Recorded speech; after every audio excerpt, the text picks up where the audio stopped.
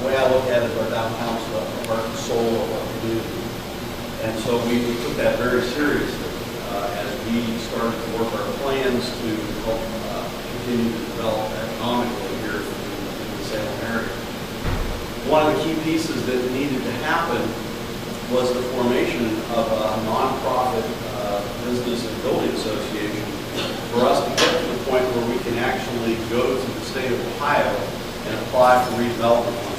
So as we continue to gear up, that was one of the pieces that we needed to put in place. So you were a very key component of revitalizing our downtown. So thank you for your interest and thank you for being here today.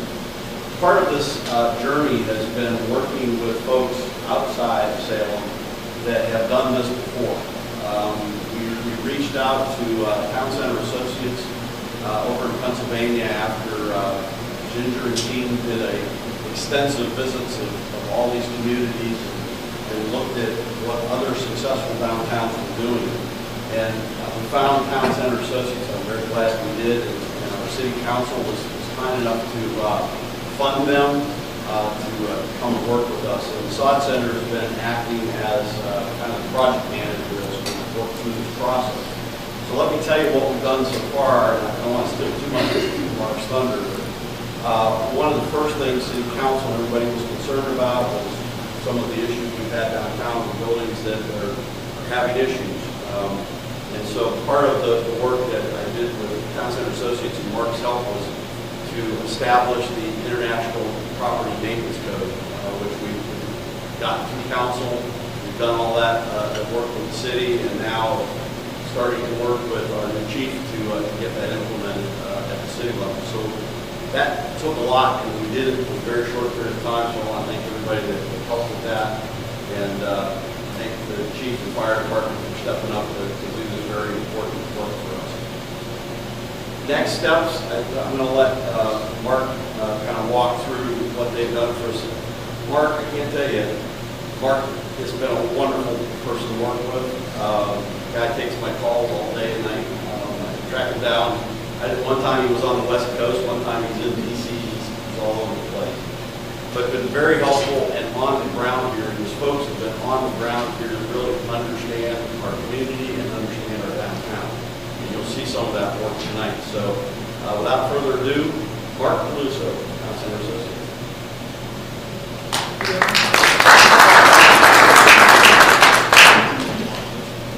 Can I just ask before we get started, to show of hands, how many of you own a business in downtown Salem? How many own real estate in downtown Salem? And how many of you are residents of the city of Salem? Yeah, I'm always struck by the answer to those questions. No, we just started a new program in Sharpsburg, right outside of Pittsburgh. Some of you know where that is.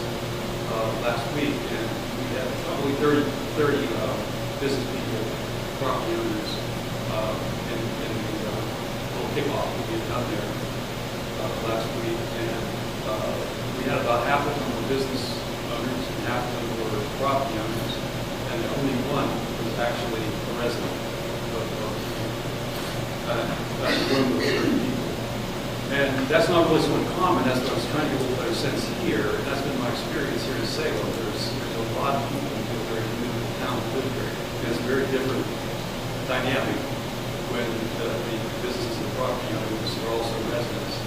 There's oftentimes a big disconnect between the downtown development effort and the community itself. We don't have that, so it's really good to see that. It's a big deal that we have here in Salem.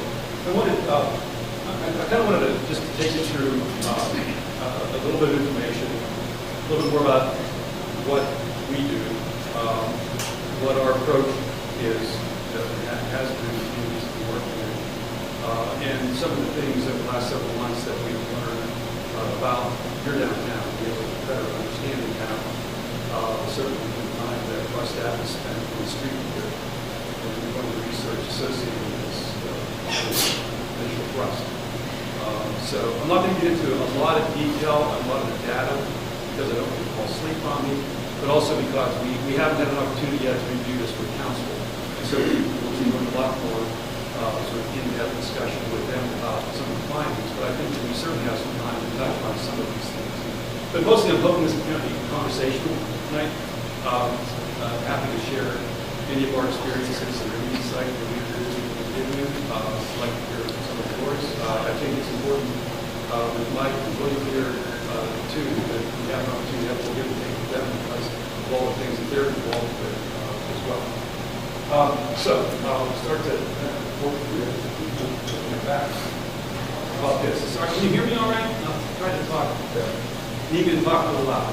I'll try. I can't talk like Mike. Mike's got that voice that's hard to that. I think the big overview we want to make sure that we do give you is that the work that our firm does, Town Center, is all downtown all the time. We work only in downtown-based communities like Salem. We're currently managing a host of programs in the Western Pennsylvania region. This is our first foray into Ohio, deep here into Ohio now. But our work is all based on 4 business districts. Those communities that are built and formed around their downtown. And we have an unusual development in Western Pennsylvania. And I can tell you, it is unusual when you travel in the country. It's very hard to get the kind of density of downtown-based communities like we have here. Pittsburgh alone, within 1 hour of Pittsburgh, there's 100 downtown-based communities.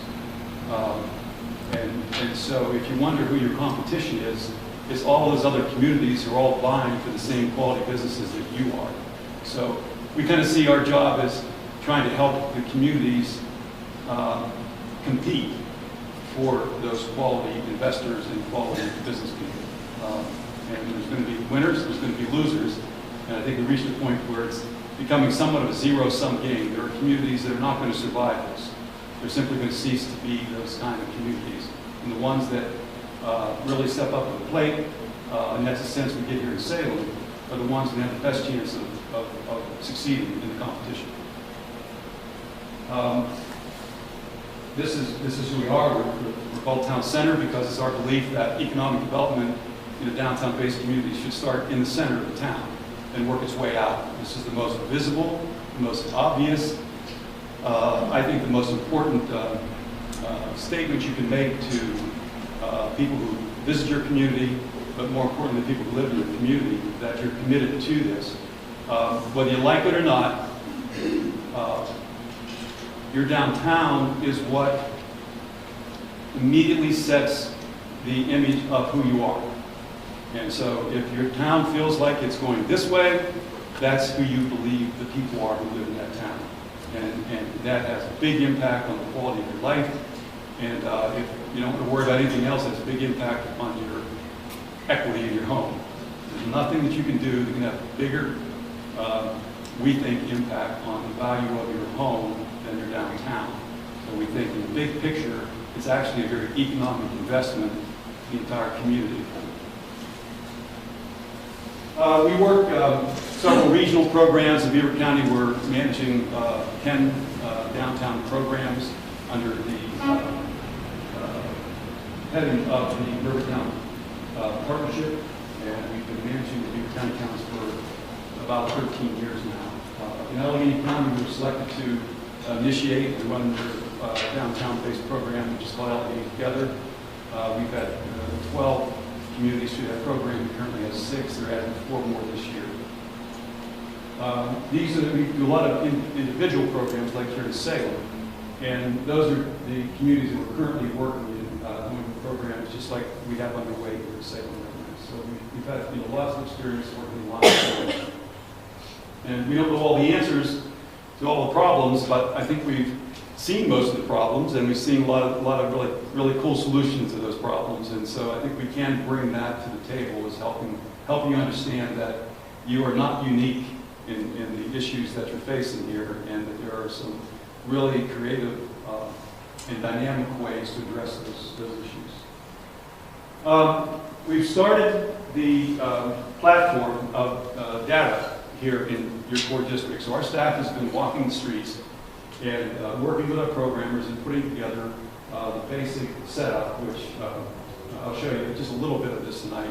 There's a lot of different dimensions to this, but it's our belief that if you don't identify and continuously monitor the business conditions in your downtown, then you will find yourself really behind the 8 ball. It's a never-ending need to do that. A downtown is a very complicated and a very dynamic geography, and it changes all the time.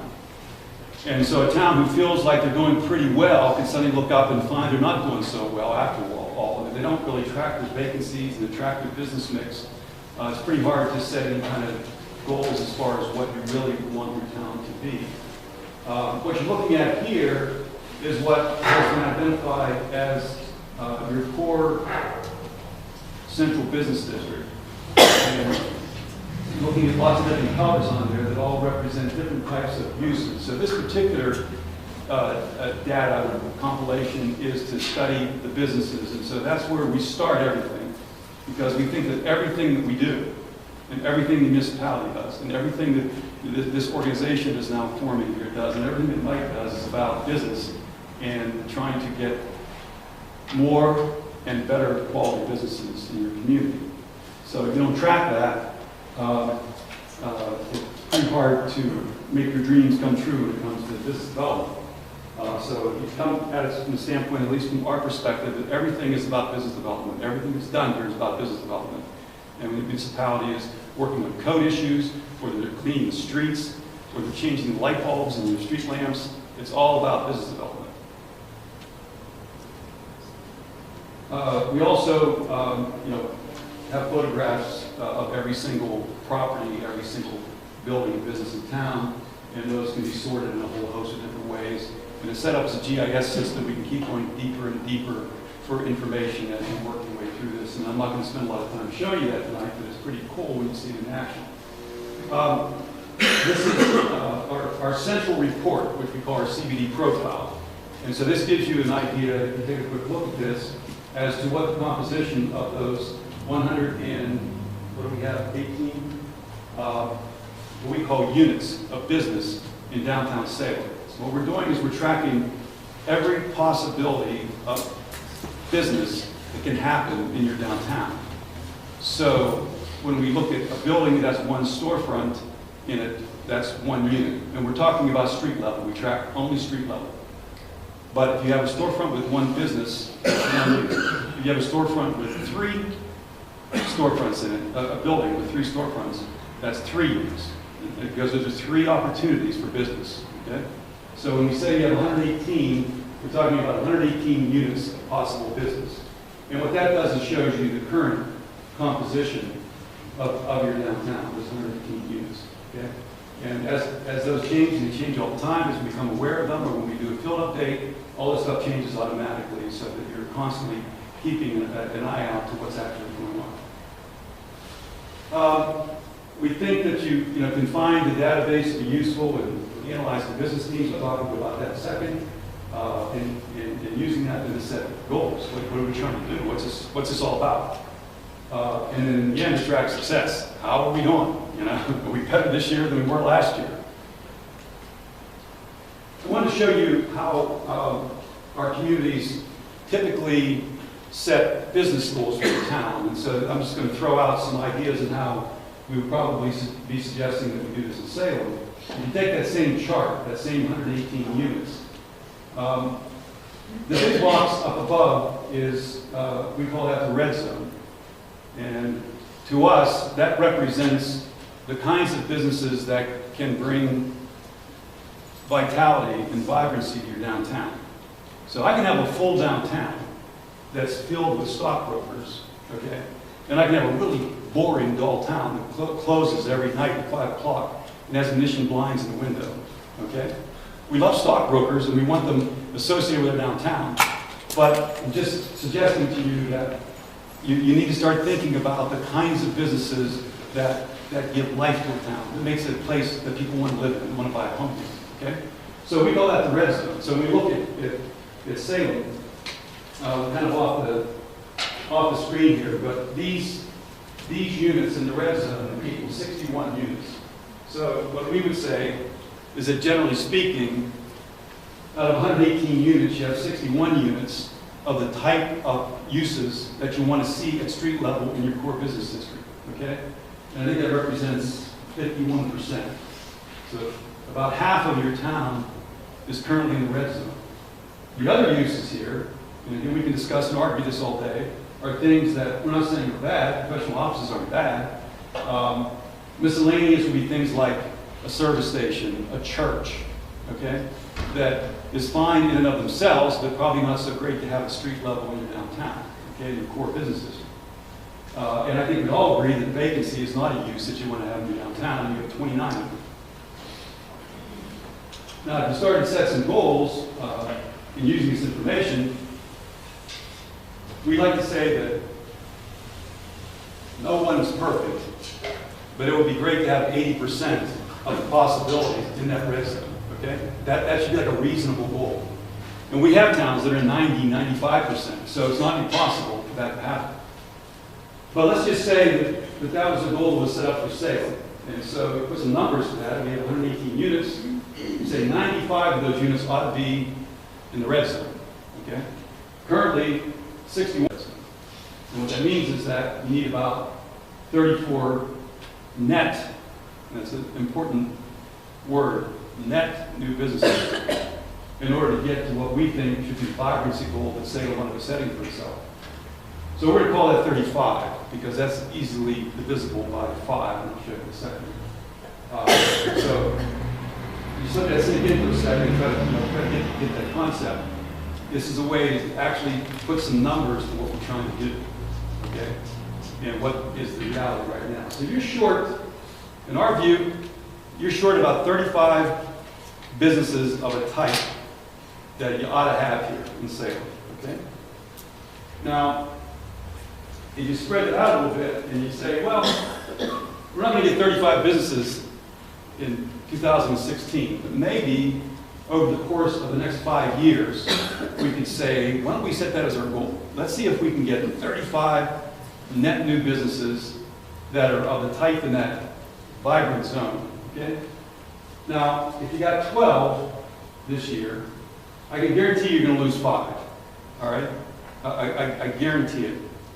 I'll bet you my, I was going to say I bet you my house, but I'll bet you my cat. But it's pretty ordinary to lose, 5% of your possible businesses, et cetera. So let's say optimistically you're going to lose 5, okay? And in our best towns, they lose. You can't believe how many businesses they lose in a year, because these are small. How many bankers in here? Any bankers in here? What's the success rate of a new small business? 3%. Yeah. So in downtowns are great places, incubators for people trying new ideas, right? So some are going to succeed, some are going to fail. You're going to have failures, but you're always going to have that. You're always going to have that. For people retiring, or people just moving forward. So that means that in order to get 7 new businesses net, I got to get 12. Okay. Now spread that out over 5 years. I need 12 businesses times 5, that equals 60. Okay? I'm going to lose 25 anyway. So I need 60 new businesses over the course of the next 5 years to net 35 when I'm after. Okay? So that's just the reality of it. And so sometimes it's a little sobering, but these are not unusual numbers for the towns we work in. But that's no mean feat.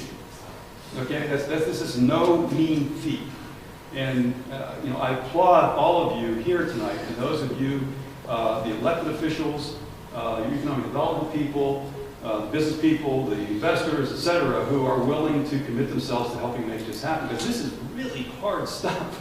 This is like really hard and really complicated stuff, and so I think if you know going in that you've got a tough task ahead of you, it's better than deluding yourself and thinking this is going to be like that you can advertise your way out of this dilemma.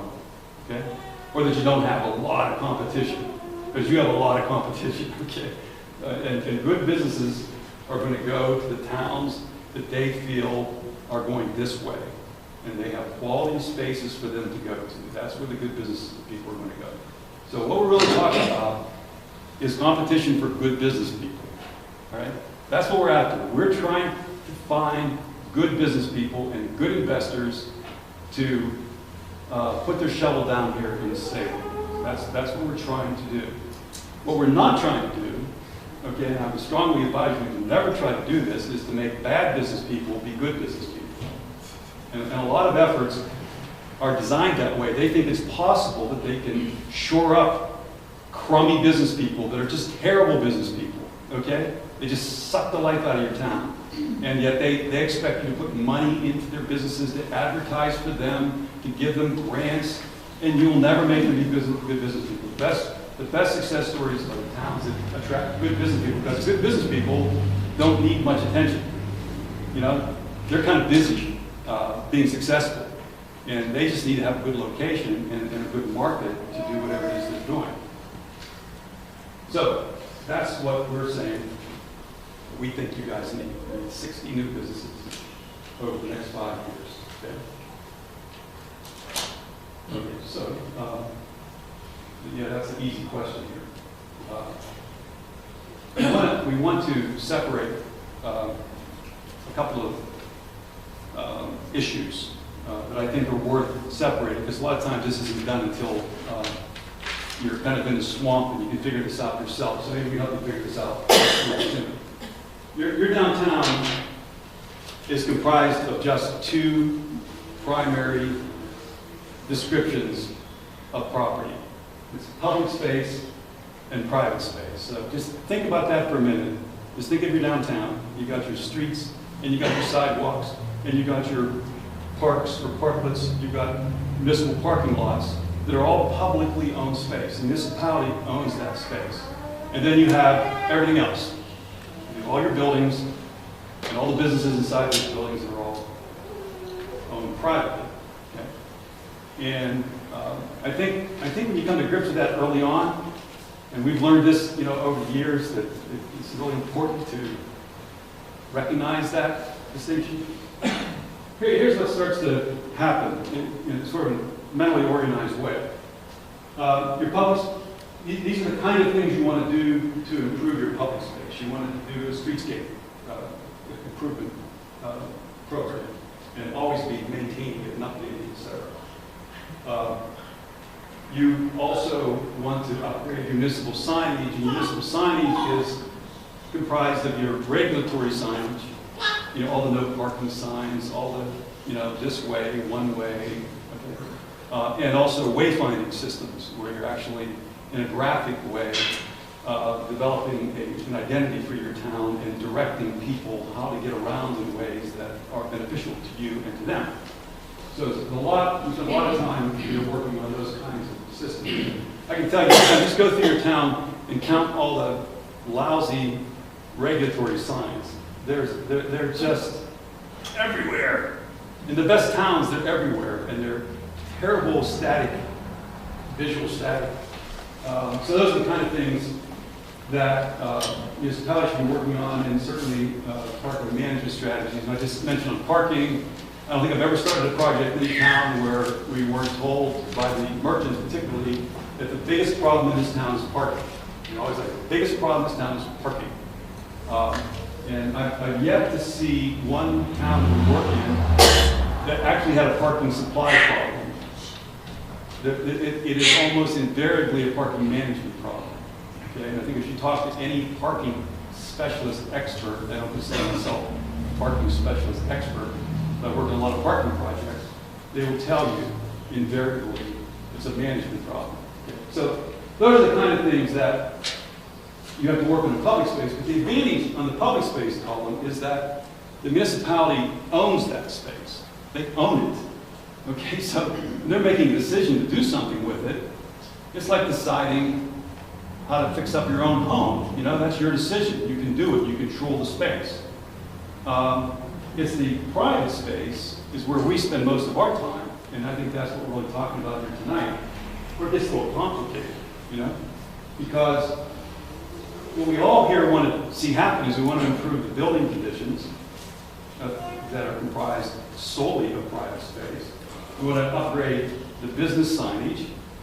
We'll talk a little bit more about that.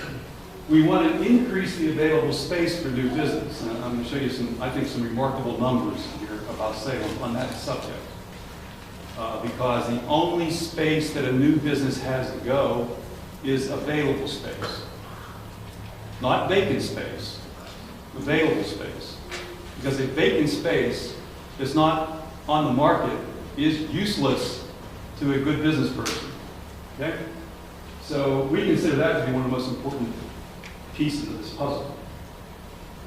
And certainly implement progressive zoning and code strategies in the town that all impact private property. So all of these things are privately owned properties that the municipality and the community is trying to impact. You don't own it, but you're trying to make it better.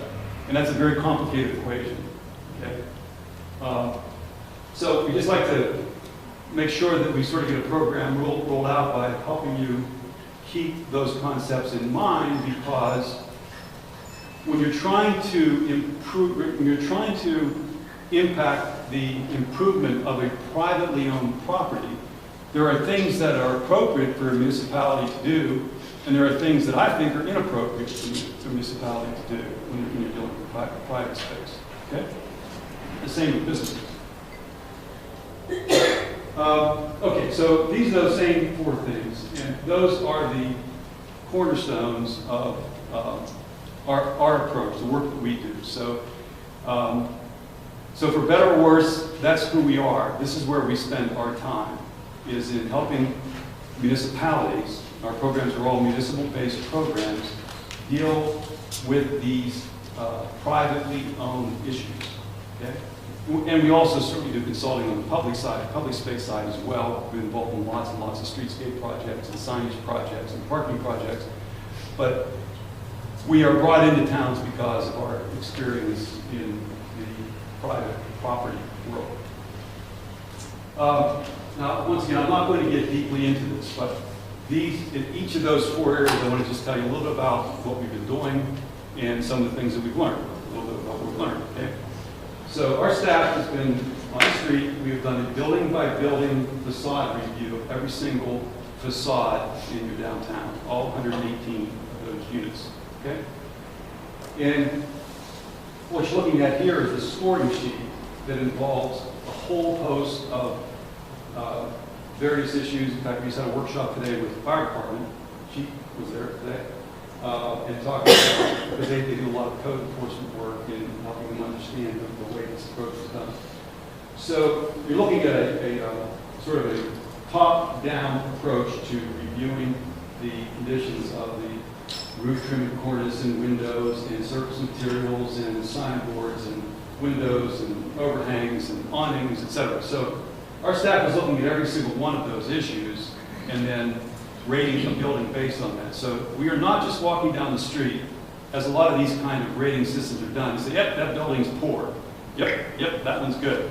You know, we're doing this based on a pretty involved process of looking at each of these components. And what's in gray there are issues that are in fact elements that are in fact physical, so that we can rate them based on what we consider to be a violation of your current maintenance codes. Okay? So when somebody gets a check mark, which is bad, on the signboard and trim, we mean that the condition of that signboard is actually in violation of your code. Okay? And you now have, as Mike mentioned, you now have a very good code in place to deal with it.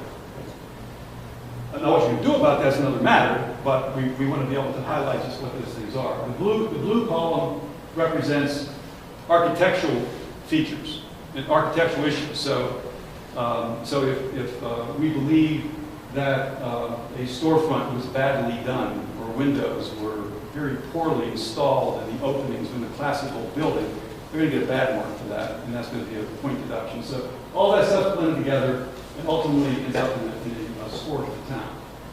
So this this is not Salem. That's actually Dormont. But I just want to show you how this is being done. We not only identify the conditions of the buildings in terms of the overall scores and individual scores and good, fair, poor, and all the mapping associated, so you understand that in photographs and everything, etc. But we also identify where those properties are that we believe to be in violation of your maintenance ordinance, and make it very easy to do something about that. Okay? So that's just showing you in Dormont what our staff identified as violations of their property maintenance code. Another thing that we think can have a big impact on helping improve the condition of the building, I was just showing you the stick, right? You know, the code thing. This is the carrot side. Okay, what can we do to help encourage you to do a sensible renovation and hopefully economic renovation of the exterior of your building? So we have for many months now been developing an online version of design guidelines where you can pick any particular element of the building and keep going deeper and deeper with information about the best way to do this. Like, how do you do an awning right? How do you do a signboard right? Excuse me. How do you do knee walls right on your front storefront, etc. So this is all guideline stuff that can help you do your project right. But I think the part of this that's most interesting is our gallery that we put together. So what we've done is, in many of the towns we work in, and some of the best ideas in the country, we put together a Pinterest gallery of every one of those elements. So you can go in and you think about putting an awning on your store. Well, let's see how to do it right, okay? Let's see some really cool things people have done with awnings. And you can go deeper and deeper with these as well. Secondly, business signage. We make a really big deal about business signage because, just say that the current price of a one block of streetscape, sidewalks, trees, lights, okay, is $500,000. We've been involved in many, many streetscape projects. I can tell you for a fact that you're not going to do a block right for less than $500,000. Okay. So you take a typical town that's got 4, 5, or 6 blocks, and you're looking at $2-3 million to do an average streetscape project. Okay. So those are pretty big price tags, and those are important to be done. I'm not suggesting otherwise, but I can tell you that if you got 20 new business signs in Salem, lit business signs, creative, high quality, and economic, it would have as much impact as a $3 million streetscape project. Tell me. And I've also seen many times over, especially where you have grant programs, where there's a facade grant program. A lot of towns we work in have facade grant programs, so they're able to get money, matching monies to fix up a facade. And I've seen great facades, where people are going to spend $50,000, $60,000 redoing a facade, and they ruin it with a crappy $500 sign. It's just terrible. It's not the $500 that's the problem, because you can do a great sign for $500. It's just they put up a horrible sign. Okay? So we're kind of broken records about building signage. And what we do when we're reviewing signage is the same kind of review. We're taking a look at all these different components. So we take a look at that sign and we say, is it placed correctly? What's the condition of the sign? What's the quality of the sign? Is it legible? Is the coloration jarring? Okay. Is the lighting of the sign appropriate? Or is it lit at all? Etc. We also take a look at things like window clutter and transparency in windows. That's a cheap thing you can do to fix. Okay? But most of our towns have horrible problems with people just putting all kinds of baloney in the windows, and they don't enforce their own ordinances, because that can be stopped pretty easily. Another ancillary sign issues, the Pillsbury doughboy, inflatable guy flapping around in front of your building and all that kind of stuff. So there's all kinds of, A-frame signs. Not that those are bad by any stretch. They just need to have some reasonable control, and they need to look good. Okay? all the problems with digital signs and changing letters and flashing and twirling things. All that stuff needs to be addressed. And I'm not suggesting you guys haven't thought of that, because a lot of you have been working very long and hard on a good signage ordinance here. So passed, yes, great. So now you have the teeth to do something about it. But now we've got to find creative ways to encourage people to do it right. Just mentioned here, some of the things we also track are things like businesses with no signs. I get the number here. I think it's 17. It's something like 17. We track that and map that for you. But that's pretty amazing, isn't it? When you think about, why would anybody in business not have a sign at all? Why would any city stop any business from having any sign at all? Why would a city stop from Yes. having a sign? Why would they? Well, I would say that stopping from having any sign at all, no matter what, no matter how bad it may be, yeah. Well, Making it prohibited, making it impossible. making it impossible, that's a different story. Yeah, all of the above. Yeah. Also, vacant buildings with signs. A lot of times, people go out of business, they leave a sign in the building, they don't take it down. Almost every sign ordinance requires your sign to be removed when the business stops. Okay? Those are easy things to enforce. What we're trying to do is keep that in front of you, make it easy for you to see where those things are, and help you come up with some ways to do something about it. So, I think if there's any main message that we want to pass along to you, is that there's a long list of things that you can't do. You can't afford to do them. They're maybe impossible right now, etc. But there's a whole bunch of stuff you can do that can make a big difference. So our job is to keep those things in front of you and help encourage you to do those things. We also have, this is also a really important part of our design guidelines, is this whole idea that we now have our designers and our programmers and all, they're finalizing all this. So this will be available to you very shortly, but it's quite cool. And mostly people do bad stuff because they don't know any better, you know, and they spend more money than they would have had to do it right. Like that sign right there, that's not a nice sign, isn't it? It's a really cheap sign. You can buy those letters for like $4 a piece, you know, and you get some Elmer's glue and stick it on, well, maybe not Elmer's glue, but get some glue and stick it on the back of a nice piece of board that's appropriately prepared, and you got a cheap, great sign. Okay? We have all kinds of really good signs. And by the way, we always get the question about signage. A lot of times people think the signage should be very uniform, you know, and it'd be better if it was all the same, you know, if everybody in town did the same thing. And that's actually opposite of anything we would ever recommend. And you want to make sure your ordinance allows for all kinds of creativity and colorations and cool things you can do with signs.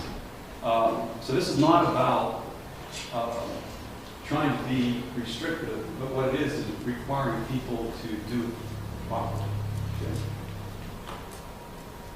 So you can spend all day just looking at them. So these are projecting signs. And some of the really, really cool stuff people have done with projecting signs, and big components of those. Okay, available space for your business. This is the third thing in our list. I'm almost done with this, honestly. We'll have a good conversation from here. Right now, you have 29 vacant properties. Remember, we've shown you that. There are 29 properties that show that vacant. So 29 vacant units of potential business. Okay. The reality is that out of those 29, only 5 of those are available. Okay. Now, this is the available properties list. We also have this photograph that's showing you as available. Now you're seeing there 7, not 5. And that's because there's 7 properties available, but there's only 5 vacant properties available. 2 of them are occupied. Okay? So when we say there's 5 vacant properties out of 29 available, that's what we mean. Now, we might be off 1 or 2, you know, things change every day, and maybe we miss something, but we're pretty close. Okay? So when you kind of superimpose the need on the reality, you got a big problem here. Okay? You have a really big problem here. So I don't want to go against Williams. I get that we need to be positive on this stuff because it's not like I'm being negative, okay? But I think it's important to be honest and realistic and then move in a positive way to fix the problem, okay? But you got 29 vacancies in this town, okay? In your downtown. That is a big problem. You got a really big problem, okay? That's a big issue. And I think that if you come at this in any other way, I'm telling you, that is a really big problem. So if you think that can just be fixed, you know, by some, I don't know, some whim of good fortune, it's not going to happen, okay? There was a time in the dynamics in towns before there were shopping centers and malls, right? And box stores, etc. The towns didn't need groups like this. They didn't need people like us. They just survived on their own. There was no zoning, in fact, in the day, okay?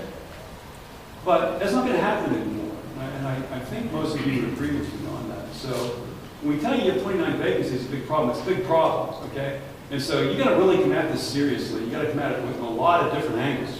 And that's what you guys are doing, you know? You got the sod center working this. You got a business group developing. A municipality has, you know, hired people like us to try to help work with them on these issues because this is, you know, you guys can go this way really quick. You have a great town here. You have some of the best architecture we've ever seen. You have, you know, people here that are committed to this community and doing all kinds of things. You have an intense interest in historic preservation. You have all kinds of good things going for you, okay? But it's going to take all of that stuff to deal with that issue. But there is no way you're going to get 12 new businesses in this town this year with 5 of 29 vacant properties on the market.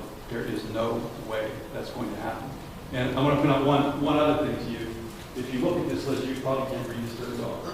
Out of those 7 properties that are on there, as I said, 2 are occupied. There's only 2 for lease. There's 2 for lease, okay? Now again, this is our first pass through in this database, so we could be off by a few, okay? But it's the principle I want to get across here. Do you think a new business or a business who's expanding is interested in buying a building and renovating it, generally speaking? They want to lease. They want to lease. A lot of very big, successful businesses only want to lease, okay? Now, maybe they'll buy after a while, but right now they want to lease. So you need to attract investors to these properties to buy them, but very unlikely you're going to attract 12 businesses that are going to come to buy those buildings, okay?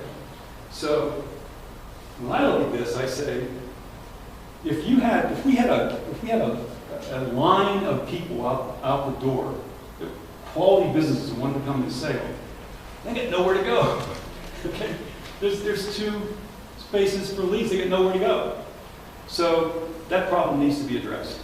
And what we're trying to do is alert you to that fact and make you aware of that fact so that we can start talking about what can be done about that problem. Okay? But it's pretty hard to imagine why someone would have a vacant building and not have it on the market, right? You know, why would you do that? Why would you pay taxes on it? You know, why would you deal with all the issues with that property and not even have a little $2 hardware store for a rent sign on the window? You know, why would you do that?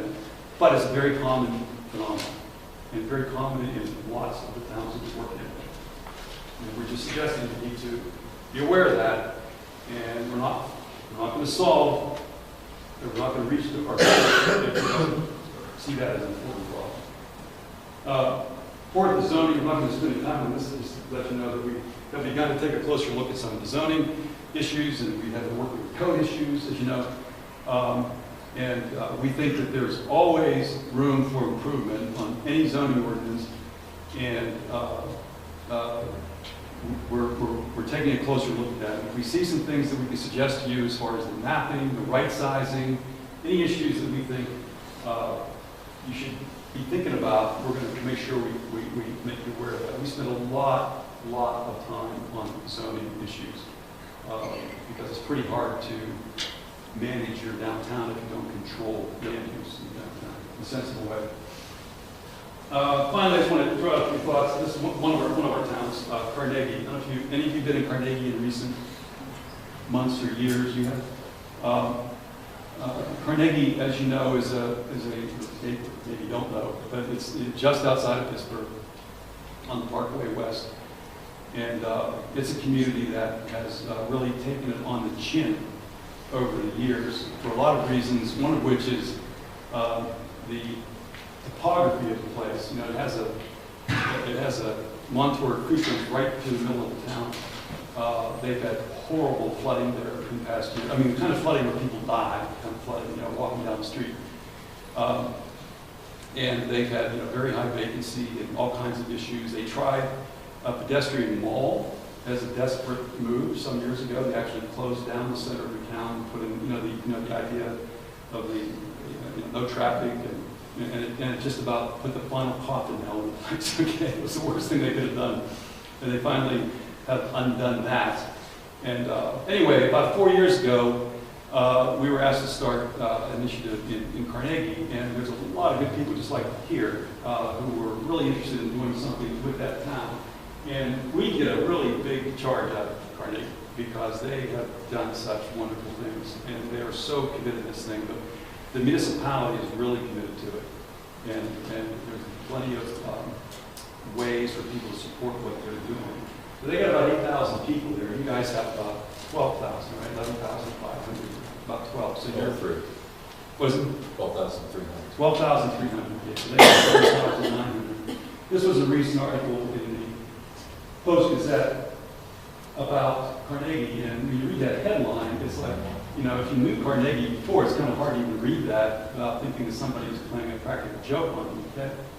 But they have done some astounding things, and it's all coming from a business development perspective.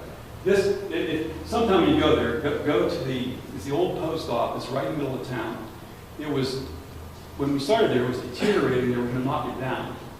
And a pharmacist and his wife finally stepped up and bought the place, and they've turned it into a phenomenal success. And it's probably one of the finest coffee shops I've ever seen. They have a pharmacy in it, they have a little gift shop in it, etc. But they have really done a job on this, and it's worth seeing sometime. And it becomes sort of the center focal point of a lot of revitalization there. They've got some great new businesses that come into town. That's the Flying Squirrels at the toy store. It's also got a soda fountain in it. Bacon is a real high-end breakfast-oriented restaurant that came in from Squirrel Hill in town. They now have a little performing arts theater. That's a card shop, first-class card shop that left Mount Lebanon and moved to Carnegie because there was available space, and they could see it was going this way. Really, really nice place. That Apis left there is a mead. See that mead on the right? This guy makes a mead. You know, like nice. Honey. Yeah, honey. That's honey. Yeah. And really nice, really cool place. A lot of just creative stuff going on there, and people doing it right. Just wanted to mention that. I think it's a good example of a town that you would never think would have a fighting chance that is now being looked at as the place. You know, they have a long way to go. They still have a lot of vacancies, and they have a lot of properties to be renovated. But the sense that you get is that it's going up, and it makes people want to invest there and want to do business there. We also have a program called Downtown Properties. So we now have SalemOhio. So this is designed to connect with the business and investment that you're after. So any property that's available for sale or lease that we're aware of goes on here automatically. There's no cost. The owner doesn't have to pay for it. What we're trying to do is make it easy for potential businesses to find you and to find what's available. We will only permit, the only thing we won't permit on here are properties that are available. We will not put vacant properties on here that are not available. Because there's nothing more annoying to a good business person than a dark, vacant property they don't know if it's available. They're not going to waste their time, okay? So if your property is available, if it's for rent or if it's for sale, we'll stick around here for you, okay? We've had a lot of good success from this program. and all kinds of demographics and all kinds of things that are very useful to a potential business person or an investor. We also, one big feature on Design Gallery and design guidelines, and trying to help connect people with good ideas when it comes to acquiring a property. They can see some really cool ways that they can do something with that. So that's all tied together. Okay? All right, so I guess that brings us to really, I don't like blabbing on here. I want to talk a little bit about this distinction as to the various things that are happening here in town. Municipality, as you well know, consists of the council, mayor's office, municipal staff, all the people that work, municipality planning commission, code enforcement, zoning enforcement, etc. Okay? Fire department, the police department. These are people. All of these people or these entities touch your downtown. Okay? Have something to do with your downtown. Hopefully, in the case of Salem, they are stepping up and they're saying, "Yeah, it's time to start getting serious about this." Okay? So that's a good thing. They have lots of other things to do, though. Okay? You know, the fire department does not only have to worry about your downtown, they have lots of other places they got to worry about. Your council has all kinds of things that they have to worry about every day, not only downtown. So our job is to help keep the issues alive and in front of them, is to make it easier for them to connect with some of the solutions that hopefully we can all work together on. Okay? Now, there's multiple support groups in town. You know, certainly the SOD Center, to say the least, the economic development arm here. The Historic District Board and members and people associated with all the things they're doing. The Salem Chamber of Commerce, and now the newly forming Downtown Business Association. So I want to put this up this way, and I'm sure there's other entities on here we don't have, but because what we're really here tonight, I think, is to talk a little bit more about the Downtown Business Association and its role in this whole affair. So we wanted you to see what the municipality is doing in terms of the approach that they're using, that I think we've helped in some way bring to the municipality. The SOD Center might give you 2 hours on the things and the projects that he's working on right now. There's all kinds of things going on. The Chamber of Commerce is involved in so many different things in the community. What we're trying to figure out here is, I guess maybe what I'm trying to figure out is perhaps some of the best possible ways that this newly forming organization can connect with the effort. And I think no one wants to see overlapping stuff. You know, you guys are working on the same thing, Mike's working on the same thing, municipality's working on. So this kind of communication is really important so everybody can understand as it pertains to your central business district, who's doing what, okay? And if you think what they're doing is good, then you don't need to duplicate it, but you need to support them, okay? And so I think this is the beginning of the conversation to talk about maybe how that might be possible.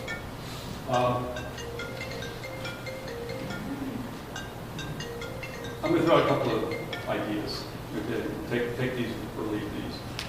But as you guys, and maybe we can get some discussion from this, but as you think about the kind of things you want to be working on, typically a merchants group, we aren't just a merchants group because this is a group that also involves property owners. They're not necessarily merchants.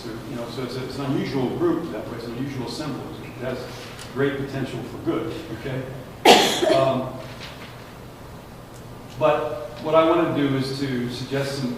Typically, those kind of groups are set up to do marketing, pure marketing. You know, they're going to promote the individual businesses some way. They're going to promote themselves collectively. Okay, and that's a really good thing to do because there's nobody else doing that in terms of your core district. Now, the chamber is doing a lot of marketing, and I don't know exactly how, but this is sort of a spin-off of the chamber as well. Like you guys are closely associated. Is that right? Correct. Okay, so they may be doing marketing in one way as this evolves, and you're doing a little marketing in another way, but just the marketing component of this is an important one. And certainly, you know, we're all hopeful that you'll find some way to be able to advance that. I think the other possible thing that you could be thinking about are how can you best support what the municipality is doing and what the sod center is doing. So here's a couple ideas. That I think is what you're trying to sort out, and I think the sooner you come to that, you know, to what that is, the easier it'll be for everybody involved in this to connect with your effort, okay? And I think it's not only being clear on the mission, but I say the geography because, you know, as William was laying this out, you're talking about the historic downtown district is where you see your focus. And people need to understand what that is, where those lines are, and they know that's what you're working on, okay? So I think it's important we all know your geography sooner rather than later. You need to find ways to keep you informed, like we talked about, and the other efforts informing what you're doing, and identifying constructive ways to support the municipality. So I just want to throw out a couple of these ideas, okay? As we pointed out to you, we spent a lot of time and effort tracking business conditions. One thing that would be very helpful, and we have this in lots of our towns, is we like to have a bird dog, we call it bird dog, keeping an eye on our data. This is from the municipality or from the business community. Okay, so you know, we do periodic bill updates. Mike keeps us informed as he knows things are happening, but stuff changes all the time. So I think probably the best way for us to get regular updates is through the sod center, but a bird dog to be feeding information to Mike. You know, that place is not vacant anymore, or that is vacant now, okay? Or that address is wrong. You know, something that you see in looking at our database, it helps us make it that much better. So anything that can help make this information more timely is useful. There's a lot of data. It's very hard to keep it current. We spend a lot of effort trying to keep it current, but a bird dog would be enormously valuable. Improving the building condition. We talked about some of the things that we're doing to try to help the municipality make that happen. This is one that doesn't cost any money. You know, I've been to many, many council meetings, okay, and whenever there's some issue, we talk about some code issue, or we talk about, you know, some zoning issue, the people that are against it, that want to beat up on council, they'll be there, okay? You can depend on it, they'll be there. But the people that support council are usually busy with their lives and don't have time to do that. But I would suggest that, man, there is nothing you can do that would be more valuable. I mean nothing, okay? If you want to look for ways to support council, is to support what council's trying to do and to have some representation, several members of the organization come to council and say, thank you, we appreciate what you're doing. I see you're trying to pass this, whatever, and we support that, okay? And it doesn't mean that, you know, that they can't do it better. It doesn't mean you can't have constructive criticism, but it means doing that in a positive way and let council know that you're behind them, because it's politically difficult to put the focus into downtown. We believe it's the best investment the town can make, but, you know, why, if I'm Mrs. Catalamucci over on 14th Avenue, I don't know, why are you fixing up that streetscape and not giving me a new sidewalk, right? You know, why are you investing in the downtown? So it becomes politically difficult for council unless they have the support that they deserve from this group. So nothing more important than that. Okay, what about upgraded business signage? Okay? What if you guys were to say, you know what, we're buying that idea, okay? Because that's the cheapest thing we can do. You know, 20 signs will cost 10 or 20,000 bucks. Okay, dirt cheap relative to the impact those signs can be. If you guys added 20 new signs in downtown Salem this year, it would have significant impact, significant on the way people would feel. But they need to be lit, by the way. They need to be lit signs, 20 new lit signs. Your signage is wretched. And once again, I'm not singling you out because you have lots of towns, lots of companies, but you know, when we look at the general conditions of your buildings, you know, we didn't show all that data tonight, but as we rate your buildings, general condition of your buildings is actually good. A very high percentage of your downtown buildings rated fair or good, okay? That's the good news. There actually are decent buildings in a decent condition in this town. The bad news is the ones that are bad are really bad, you know? And they just pull everybody down with them, you know? So the same is true certainly of lighting. The lighting is the reverse, where the highest percentage of your signs are terrible, and most of them aren't lit, okay? But imagine if all the signs were lit and they were decent quality, how this town would feel, just like that. So this suggestion, you might want to think about that. How could your organization help support the effort to get some decent signs and start to challenge people to do it the right way? We can help show them how to do it right, but we need some backing on that as well. Increasing the space, available space for new business. We say, okay, what did you set the goal? There's 24, notice there are 29 vacant properties, 5 were on the market. That means 24 were down, right? So what if we get that from, you know, just pick a number, you know? Let's get it down to 15. Let's do something about that. What are some things that we could do about that? And I think those are useful conversations to have. We might be able to find ways to help you do that. Okay? And I think I'm just out of steam on this.